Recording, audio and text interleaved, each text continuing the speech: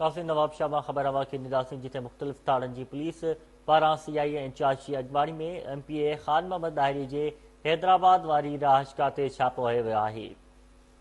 अवां खे अपडेट कंदा पिया हलूं। नवाब शाह जे मुख़्तलिफ़ थाणनि जी पुलिस पारां CIA इंचार्ज जी अॻवानी में MPA ख़ान मोहम्मद दाहिरी जे हैदराबाद वारे घर ते छापो हयो वियो आहे, जंहिं ते का बि गिरफ़्तारी अमल में न अची सघी आहे। ख़ान मोहम्मद दाहिरी के हिकु हफ़्तो अॻु ॿेले खाते जी सरकारी ज़मीन ते कब्ज़ो करण जे केस में नामज़द कयो वियो हो। अवां खे अपडेट कंदा पिया हलूं। नवाब शाह जे मुख़्तलिफ़ थाणनि जी पुलिस पारां हैदराबाद में CIA इंचार्ज जी अॻवानी में MPA ख़ान मोहम्मद दाहिरी जी रहायशगाह ते छापो हयो वियो आहे। तफ़सील मालूम कंदासीं। टेलीफोन लाइन ते असांखे ज्वाइन कयो आहे नवाब शाह मां KTN न्यूज़ जे रिपोर्टर अमीर चांडियो।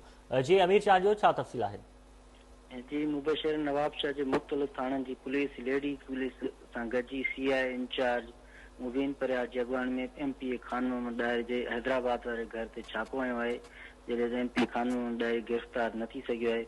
मां तव्हांखे ॿुधायां त कुझु ॾींहं अॻु ख़ान मोहम्मद दाहिरी मथां ॿेले खाते जी सरकारी ज़मीन ते कब्ज़ो करण जे केस में नामज़द कयो वियो हो। ख़ान मोहम्मद दाहिरी हिकु केस में ज़मानत मंज़ूर थियल आहे ऐं हिकु केस में ज़मानत मंज़ूर न थियल आहे। इहा ॻाल्हि CIA इंचार्ज मुबीन परियार चयो।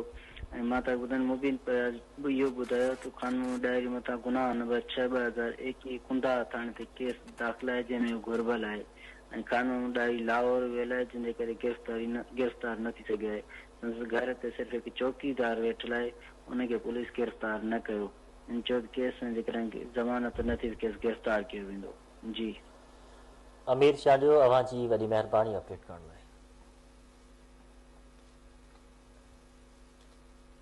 अवां खे नवाब शाह मां अपडेट कंदा पिया हलूं। नवाब शाह जे मुख़्तलिफ़ थाणनि जी पुलिस पारां MPA ख़ान मोहम्मद दाहिरी जे हैदराबाद वारे घर ते छापो हयो वियो आहे, जंहिं ते का बि गिरफ़्तारी अमल में न अची सघी आहे।